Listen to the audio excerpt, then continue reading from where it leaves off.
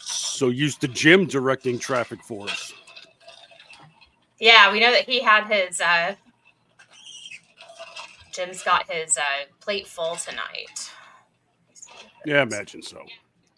It's showing us. Okay, so welcome everyone. We're just gonna try this live, right, Scott? I'm kind of taking over tonight. The women are taking over tonight, or the woman, and making this gold, what's normally a VIP gold live chat, into behind or in front of the paywall. I can't talk. It must be I'm the one not drinking alcohol, I think, and can't talk already. But we decided to let Scott outside of the paywall, and hopefully, if you have your swear jars, you won't need them because normally when it's behind that paywall, Scott says whatever he wants and makes whatever facial expressions and finger expressions that he wants to make, and we'll rein it in a little, but we've got to be ourselves. So we're trying to prep ourselves for this debate. What's sure to be an interesting night, and trying to prep y'all, our favorite people, our readers, and the people who we interact with in the comment section. So I'm Jennifer Van Laar. If you don't know, I'm the managing editor at RedState. And Scott, you want to introduce yourself? I am Scott Hounsell. I have been at RedState now for on and off since 2017. Yeah. 2017. So it's been like 6 years because on and off since 2017. So, and normally on this time on Wednesday nights, I am co-host of the Wednesday Night VIP Gold Show, which is behind the paywall here at RedState. So if you're not a RedState VIP Gold subscriber, you should become one so you can watch me and my antics with my wonderful co-host, Thomas LeDuc, who is off this week with some familial business that he's dealing with. Yeah, it's really a treat to watch you on these. I get to experience you far more often than most people do.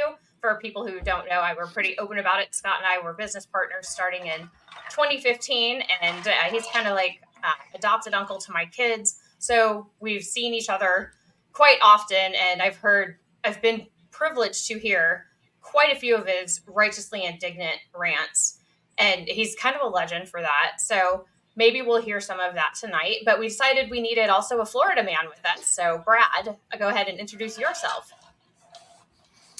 Well, I'm, let's see, probably started at RedState right around the time of Trump's arrival. I think around his inauguration is when I started. So I've been here for the you and I were about the same time. And yeah, it's been a fun boat ride, and he's moved to Florida. DeSantis has become pretty prominent down here, and it's just been fun to watch the mayhem.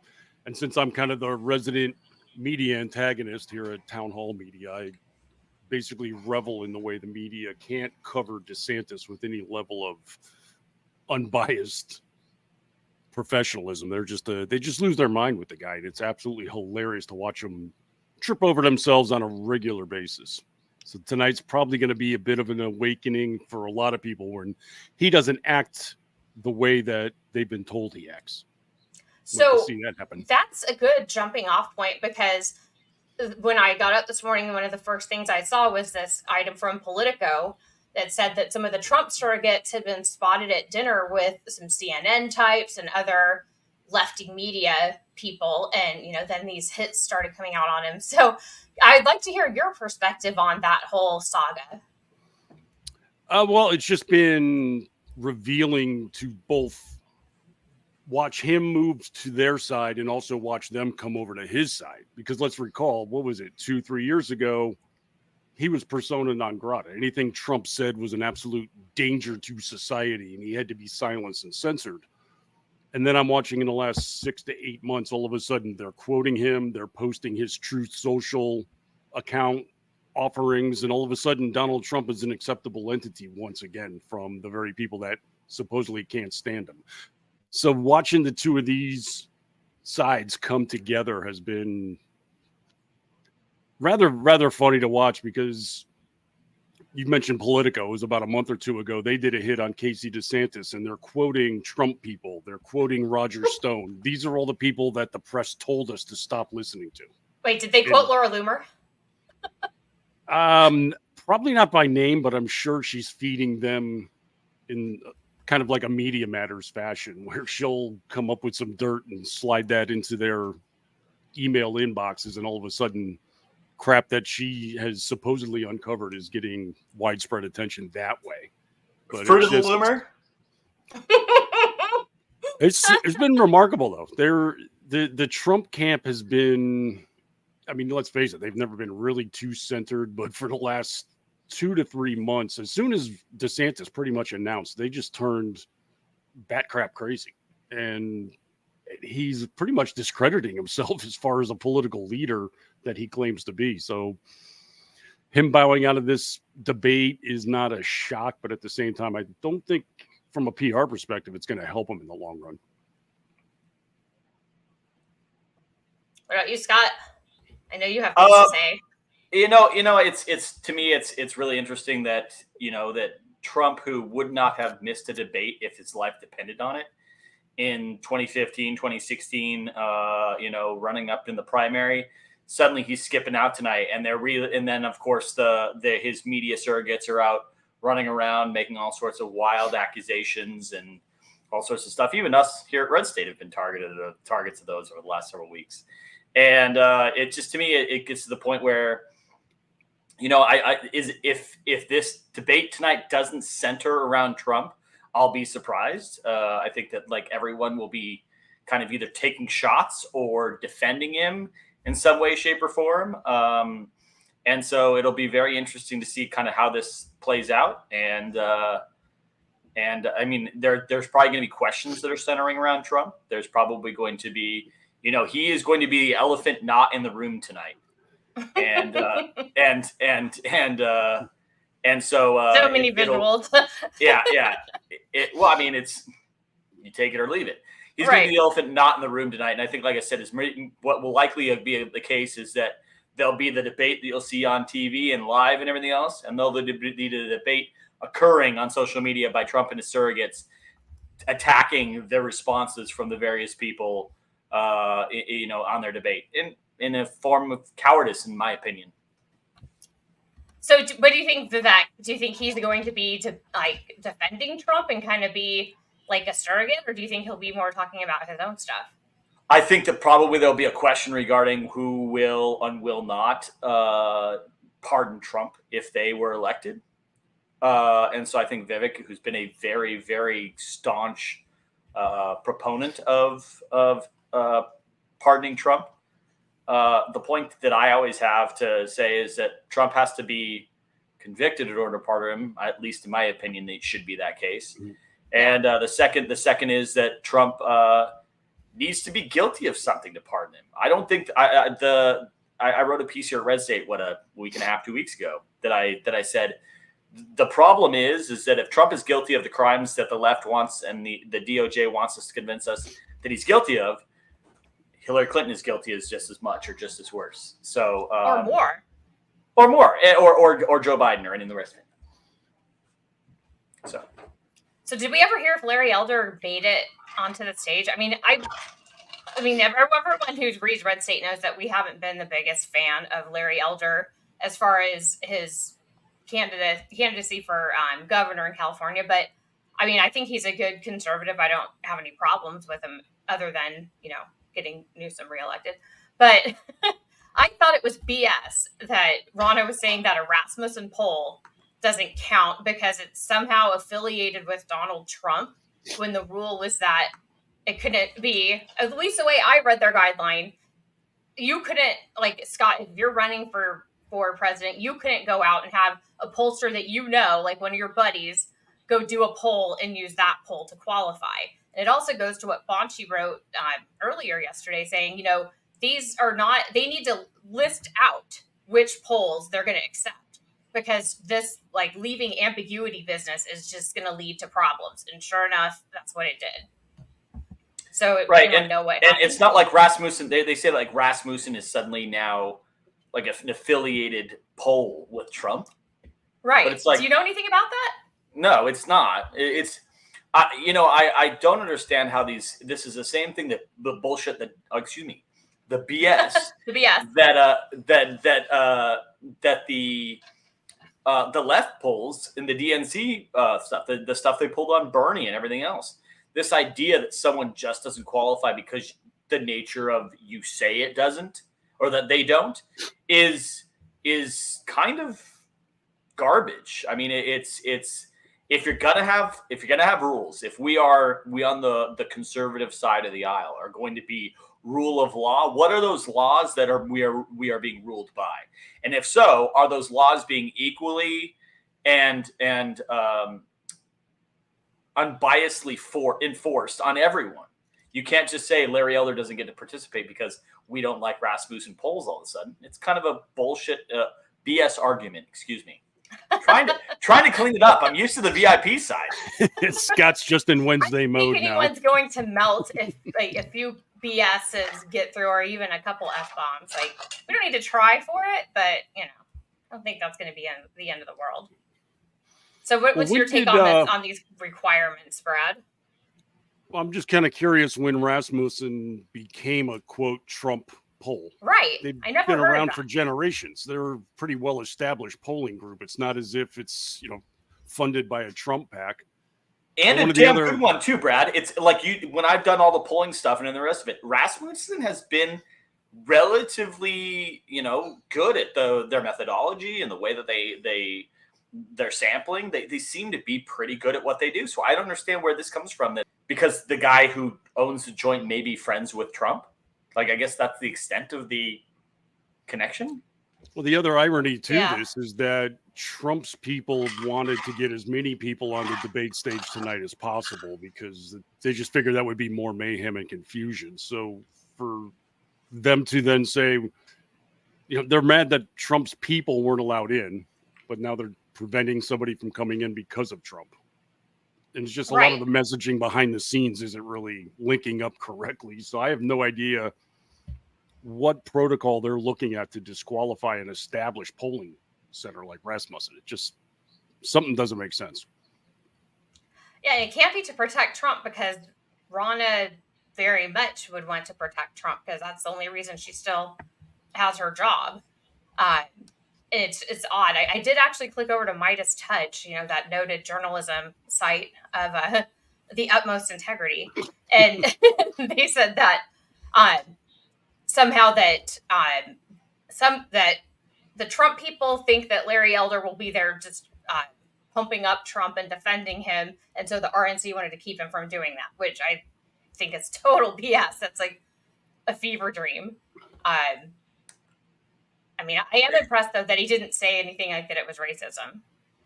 Well, the point that exists here is he couldn't claim it's racism because Tim Scott made it. So it's not like they're going to be like, oh, they're only white guys on the stage. He couldn't claim that necessarily because all Ronna had to go is like, black guy right over here. Like, oh, and then we got another super brown guy right over here. Like, it's really hard to kind of claim that when the diversity that is seen on the stage for the RNC is relatively diverse. The issue that I see is, aside from Nikki Haley, there really isn't much representation amongst women. And not that I think that people who needs to be identify the as case. women. Right. Well, Caitlyn Jenner may not. Chris Christie. You catch him on the right day. It might be Christina. Yeah. Well, Chris Crisco is a problem in itself, and this is the point that I've kind of wanted to make is like the United States is never going to vote for a dude that's out of shape. You look at pretty much every president that has been elected for generations, and they've all been relatively thin, relatively good health individuals. Anyone that has been not of great health hasn't been. The entirety of why John McCain lost in 2008 was, I don't want to say the entirety, but a large reason was people were like, well, is he going to survive? Is he going to live to see the end of his term? He's an old guy. Like, and that was contrasting that with now, it's just insane. Right, correct. And then now we have a dementia popsicle as president, basically. and it's okay. It's I've long alluded back to this is that the DNC spent 4 years lecturing us about how old white people were the problem.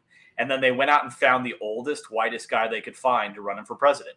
And to me, it's the diversity that they've been demanding of us only is in those positions which they can control. They would never want to put, a man. I don't think Barack Obama, if he were to run in the primary today, would win. I just don't think if it was a Democrat primary, I don't think he would win based upon the fact that I don't think that they felt like they could control him. At the time, it was more of an idea of getting the Bush era ended, and so they were allowing that to occur. But I don't think that they would do it again. I don't think that they would allow it to occur. I think that they've gotten to a point now where we're now looking at the fact that the two-party control system that we have here in the United States, Republicans versus Democrats, really is the parties that control everything. If you step out of line, they're going to censor you, or stick you on the back burner, or not support you for re-election, or even run someone against you. And to me, that is a huge part of the problem that we're dealing with in the United States. Jump in, Brad. There's a pause.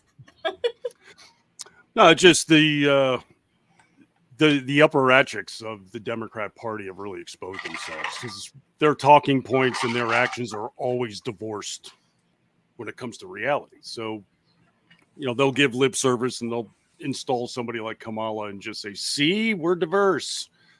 But as far as the ones actually pulling the strings, it's always the old white guys in that party. Let's just face it. It's the money and its skin tone are all pretty much uniform across the board in the Democrat Party. And for the second major election in 3 of the past elections, the GOP is putting up a diverse field of legitimately widespread candidates. I mean, we've got, going back in 2016, we had a couple women, we had Bobby Jindal. When it's just what they say and what is actually taking place are two different things. So the Democrats right now don't have a deep bench as far as who can come in and take over for Biden. It's Kamala or Newsom, but who else is there? They don't really have anybody else that has juice, and it's they're kind of stuck right now. They're kind of like that NFL franchise that always goes 8-8 and can't get high draft picks, and they're kind of just spinning their tires year after year. So this is going to be the election where the GOP pretty much needs to get traction and do something significant going forward.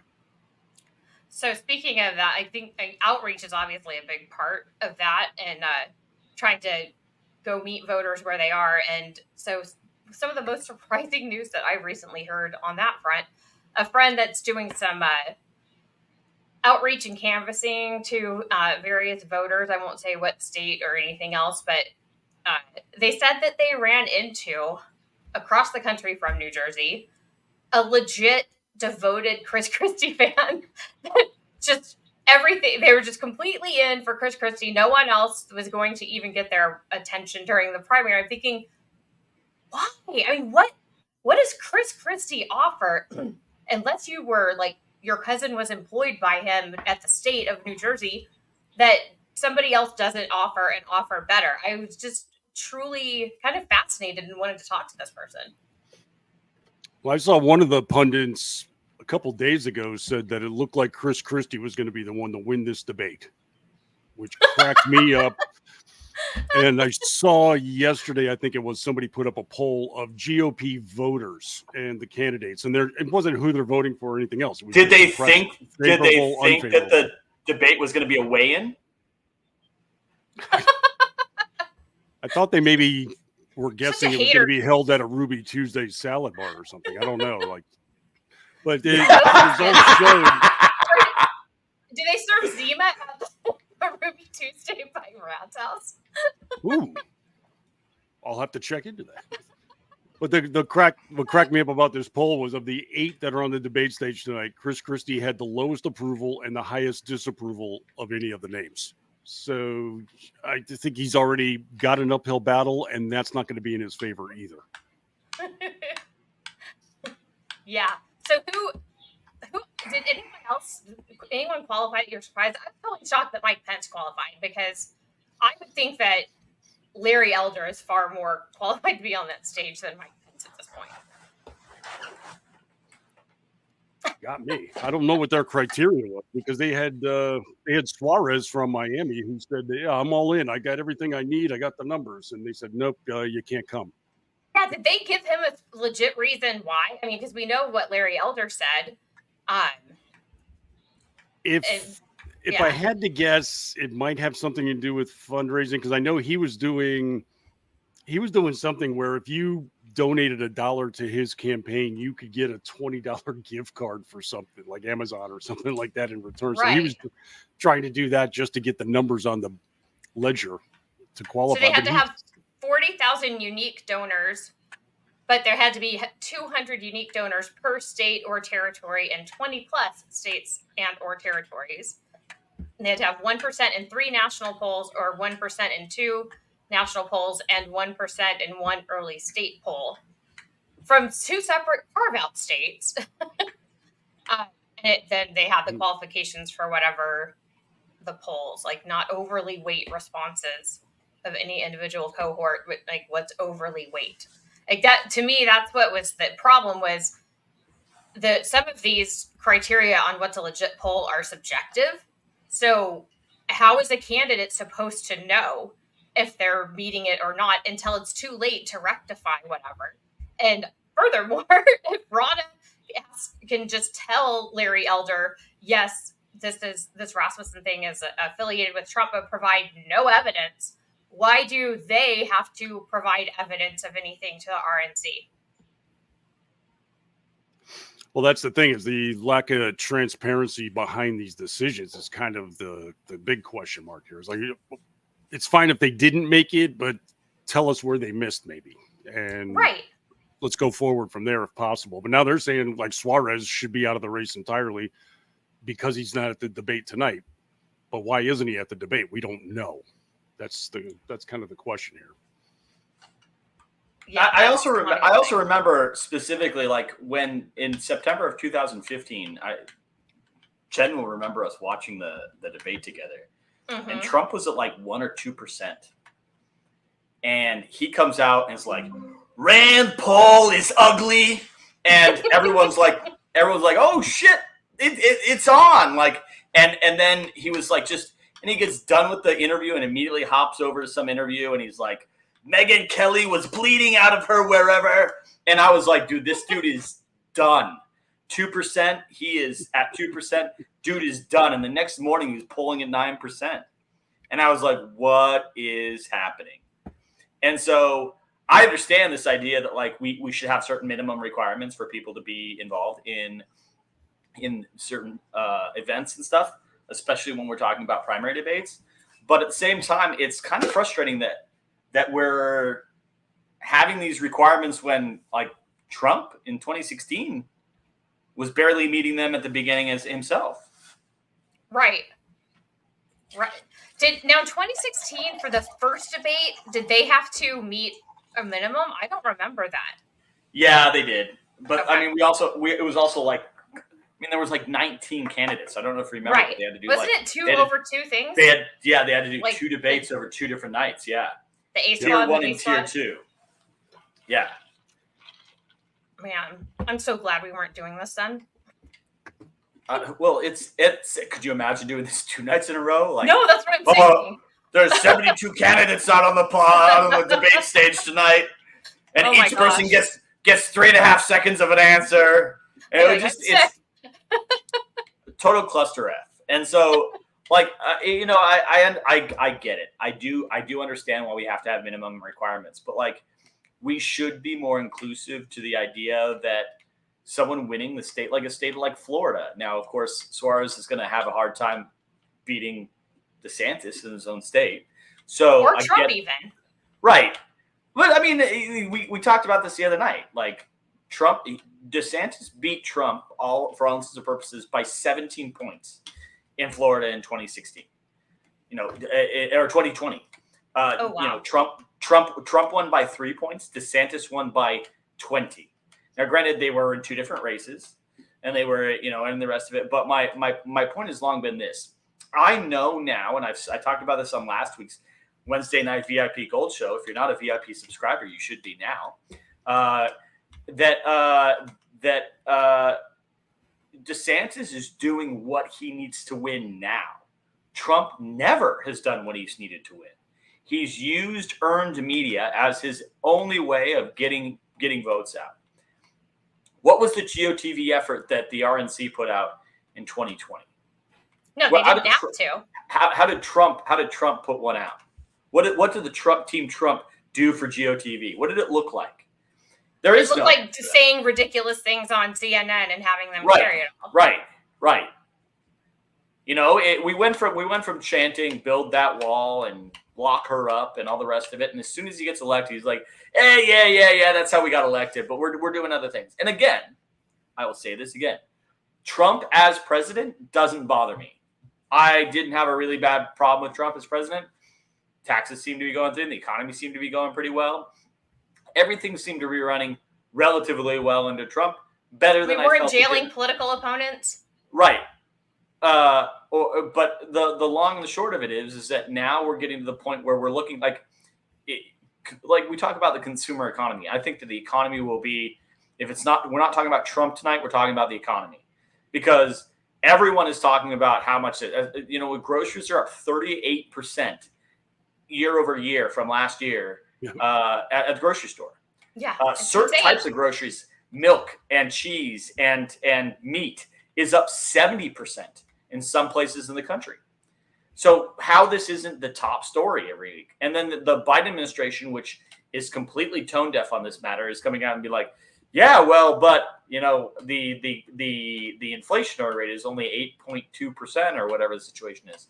Great. You can think that it's only that. But when you're talking about consumerism, that is, we are a consumer economy, and we are dependent upon what the prices of things are. Look at what the producer price index is. The producer price index is like 16 or 17%. So the consumer price index is only 8.5. So we're going to tag it to that. That's what our inflationary rate is. But when you're looking at the producer price index, what it takes for producers to provide you with a particular service or product or whatever it may be, it's up 16 or 18%. So if suddenly we're talking about that and they still need to make a profit, we're up 30% right there. So that brings up a good thing. So when I was out on Saturday before the hurricane hit, we went up to Los Olivos, some log cabin Republican types that have different. So if you're not in California, that's a big wine area in San Ynez Valley, like north of Santa Barbara. So we went to, I think, 4 different tasting rooms where they had memberships. And the one lady, she only has just 5 acres of grapes and kind of boutique thing, but she said that their costs were so through the roof that she had to find ways to diversify, because there was no way, like, you can't just go all of a sudden cultivate new acres of grapes. Like, it takes years to do that, and you can't just do it on the fly. So what she been doing is either buying up extra wines that other people had, or buying up grapes and just creating some blends that at a much lower cost. And it's called Wine Slut. It's kind of cool. But it was interesting to hear her talking about all the red tape that she had to get around. But the biggest thing was these prices, that just their cost of production is through the roof. Again, that should be the top. It will be Trump, the economy, maybe a couple questions about foreign policy, but long and short of it, I mean, with the news out of today that the leader of the Wagner Group was died in a plane crash. If you are dumb enough to believe that was an accident, yeah, right. Right. If you're dumb enough to believe that that's an accident, I've got some swampland near Brad to sell you. It's total freaking insanity. And the point is that if again, going back to what we're talking about with the targeting of the DOJ, I think that if the United States government thought they could get away with shooting down Trump's plane, they would. Oh yeah, 100%. It was an accident. Now, of course, no one would believe it, and it would turn into the rest of it. I think that that's going to come up. These are issues that if I were Trump, I would want to be on the stage for, and the fact that he isn't speaks volumes to the state of his mind, and that is trying to avoid prison. Now, I don't think he should go to prison. I don't think he should. But anyone focused on those same sorts of situations would be focused on that. and not, arguing with 8 other chumps on the stage. I would rather jump, crotch first into a freaking garbage disposal than have to stand next to Chris Christie for 2 hours. That's just how I feel. And so I understand why Trump would want to be there, but he has to. You're running for office, bud. You're running for presidency, and there'd be no better way for you to go around and just smack people in the face with your genitalia than if you. I could tell you were searching for a non-offensive and non-vulgar way to say one of your normal. To say dick slap. But anyways, You could go around and say those things to say to everyone on the stage. You could put Ron DeSantis down once and for all on a single debate. Look at who was leading before Trump went out on the debate stage 2015 and 2016. You were talking Ted Cruz and Marco Rubio, and they were always leading. And he went out and made them children. He called Ted Cruz's, "You got a dog wife, Ted." He called Ted Cruz's wife a dog. A man from Texas, a man who is a good family man and everything else, said his dad was involved in the Kennedy assassination. And then 2 weeks later, there's Ted Cruz out there. "I support Donald J. Trump for president." Like he cucked everyone. And the fact that he's not taking down one by one, just methodically took them down. And if he couldn't take the time to do that tonight, he shouldn't be running at all. That's my opinion. Well, somebody posted up a video montage, I think yesterday. It was about a minute long, but it's got more than a dozen or so clips of Trump complaining about Biden ducking a debate and saying, if you don't go to the debate, you shouldn't be on the ticket. And anybody that wants to run the country should be able to face the cameras and face their opponents. And now he's completely contradicting himself. And this is what's been amazing to watch the last 6 months is Donald Trump completely undercutting himself when he was pretty much Teflon when he ran for office initially and throughout his term in office. He's his own worst enemy anymore. Well, I mean, you think politically, to the point now that it's actually affecting him, because when he was in office, the Democrats came at him with all manner of political attacks. He doesn't care about politics, except now you're running to get back into office. So you do have to play the politics game a little bit. And in that regard, he's undermining himself, even though he's way ahead in the polls right now. I think in the long run, it's not going to help him out, because if you look at this point in time, when it was Obama versus Hillary, I think he was trailing her at this point by like 20 points. To Obama? Yeah, Obama was way behind her, and she was, basically heir apparent at that point. So for the people that are saying Ron DeSantis' campaign is over, we're looking at 14 months yet. We got more than a year before the election. So that's kind of off the table too, as far as an analysis. It's like, you should quit now. It's over. They're looking at Vivek behind him by a point. DeSantis is supposedly done, and he's surging. It's like there's 1 percentage point between them. I mean, it's well, and I think a lot matters on which candidates drop out first and what remaining candidate gets those votes. Like whoever had been saying they were going to maybe go for Chris Christie whenever he drops out, or Will Hurd.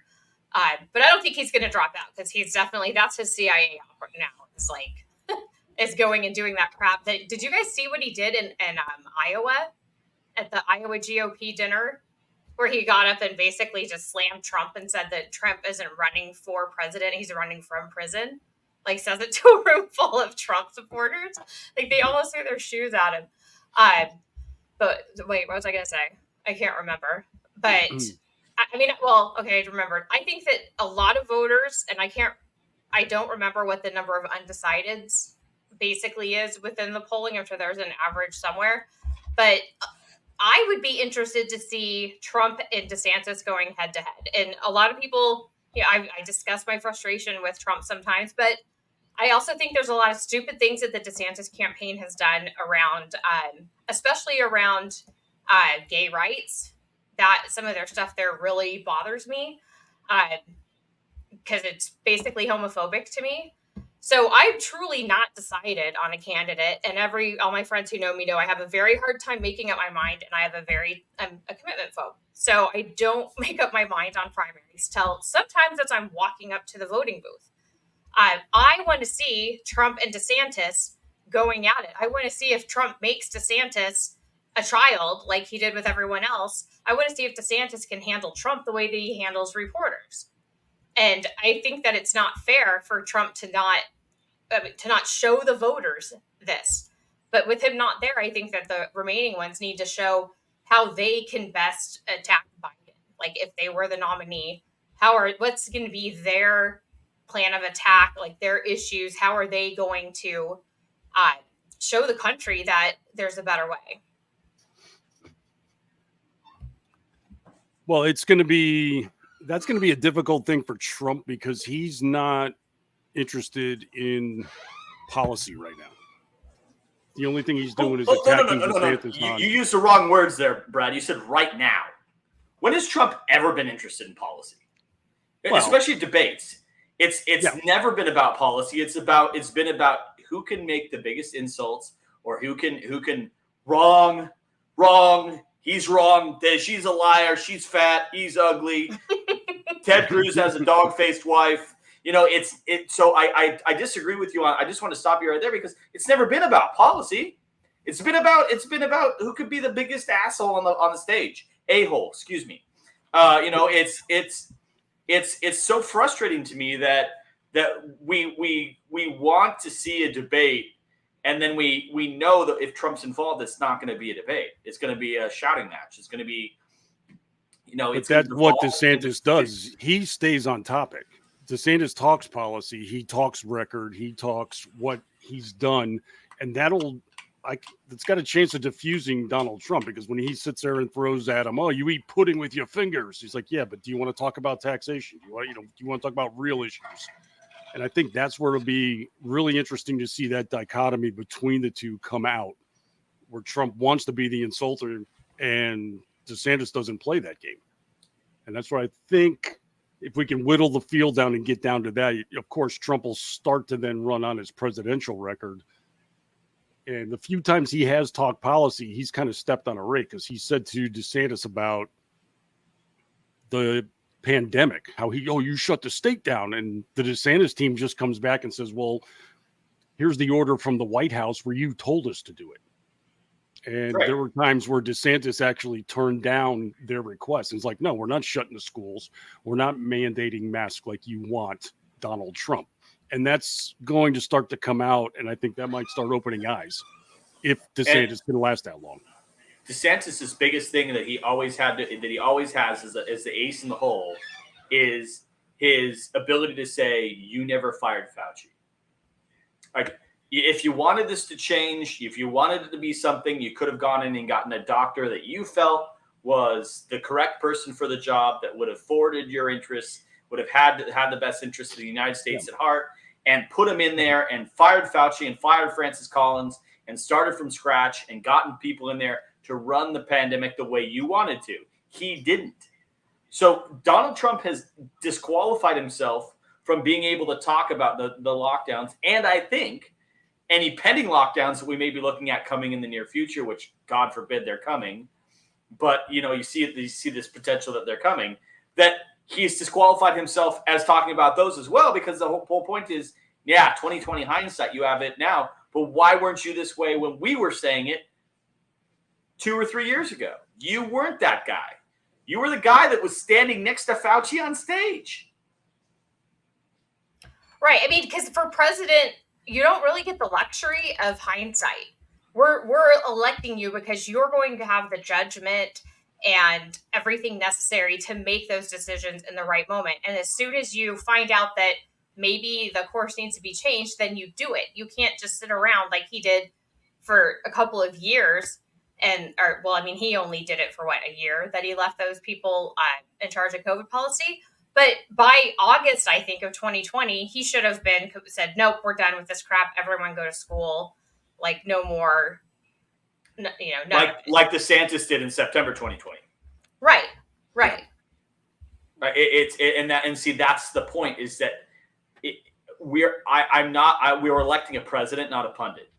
And that's the difference between why I'm a DeSantis supporter, or technically now a DeSantis supporter. He's the guy that I would like to see in there out of everyone that's running now. That is up to change, but I want someone who's going to lead us, who's going to be able to stand up to the deep state or the DOJ or to anyone and say, no, we aren't doing it that way. The fact, and again, not that I want people targeted because of their politics, but here we are sitting here that Donald Trump was making calls to Ukraine about Hunter Biden when all he had to do was turn the DOJ loose and have him investigated. That's all it needed to happen. He didn't do it. Well, I mean, but he should have, I think, made sure that there was a special counsel then. Special counsel. Just go out and say there needs to be a special counsel on this. I want to make sure no one's going to say it's politics. So right. I'm going to turn it over to special counsel, and I'm going to shut up about it. I'm not going to talk about it until his findings are out, and that's the end of that. Find someone that's a center leftist and set him up as the special counsel, and make it just non-political and give him a free reign. I mean, the fact, again, going back to all that we know now. I mean, this is something that I've talked about several times on the VIP Gold Show. Wednesday nights, right here on RedState, 8 p.m. If you're not a VIP subscriber, you should be. Sorry, plug after plug after plug tonight. No, go ahead. Is that we want to be told that Donald Trump contacting the Ukrainian government to find out dirt on Hunter Biden, which was, essentially that the prosecutor, Victor Shokin, was looking into Burisma after we were told he was not. We found out so many of the things that we were told weren't true were true about the Hunter Biden business dealings. You and I, Jennifer, wrote a series of articles in 2020 covering that information. And we were labeled by NBC News. By the way, that was such a great dunk on that dude, that producer from NBC. It was like, yeah, we should investigate him. And I was like, oh, really? That's not what you said in 2020 when you called us Pizzagate conspiracy theorists, you twat. But anyways,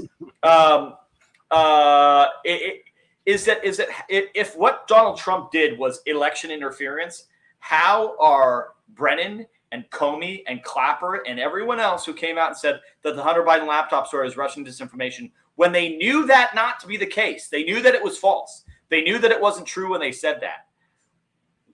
Why have they not been arrested? Why have they not been charged? Why have they not been questioned about their interference in the elections?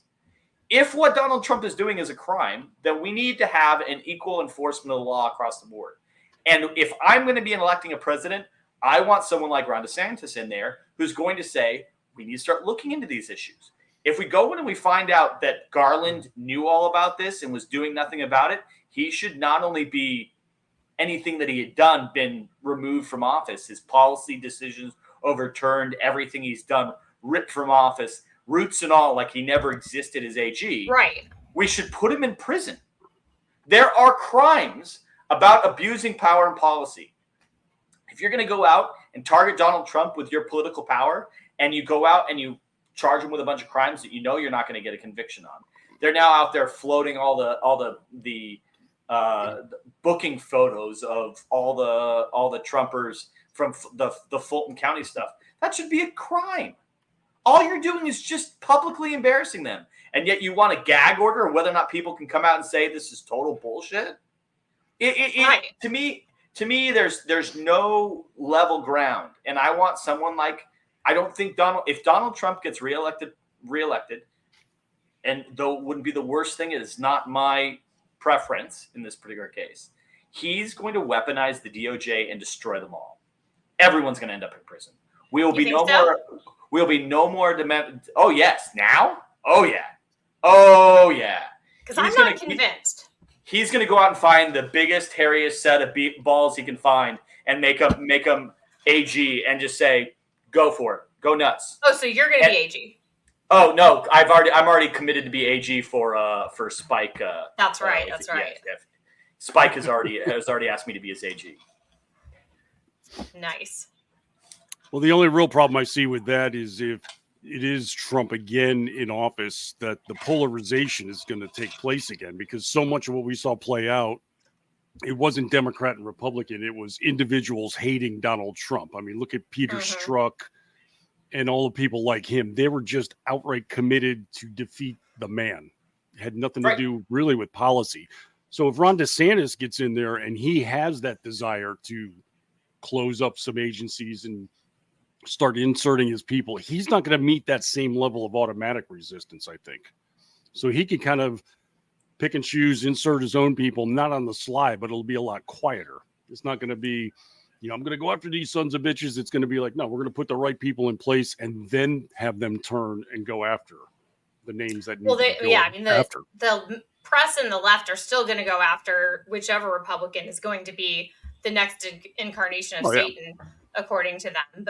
So they're still going to have that. But you're right, it's like not going to be the same.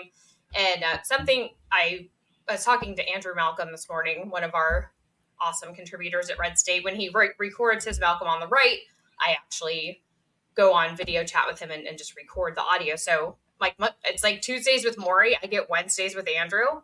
And so we were talking this morning. He was telling me stories of when he was Laura Bush's press secretary and about a debate with when George W. Bush was running, and how Andrew had warned something, to indicate to W, like, hey, I'm out here in the audience, like, here's a supporter. So it was one of the early debates.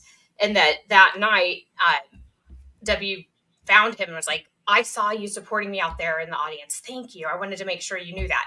And Andrew's point was that George W. Bush was the kind of, whatever you think with policies or anything else, like as a leader and working with him, he made people feel valued and appreciated, and he was loyal to them and expected loyalty in return. So you had very few leaks. You had very few like these insider fights going on within that administration that we saw with Trump. And so kind of my problem with him as a leader, obviously he's massively successful, but leadership in business, there's some similarities to politics, but it's not all the same. And if he's going to demand that loyalty from people, yet trash them and set it up where people are having just internal wars, inside the administration, just unchecked. I mean, I don't think that's all changed. I know it hasn't, because that's how it's been since he left office. So Susie Wiles freezing out everyone else, and the people that were willing to go on the record talking about corruption with me until they got some kind of a sign from Susie that they better not do that.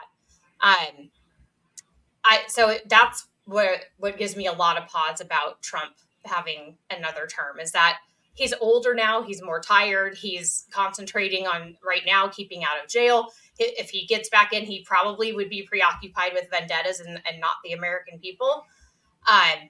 So those are my concerns with that.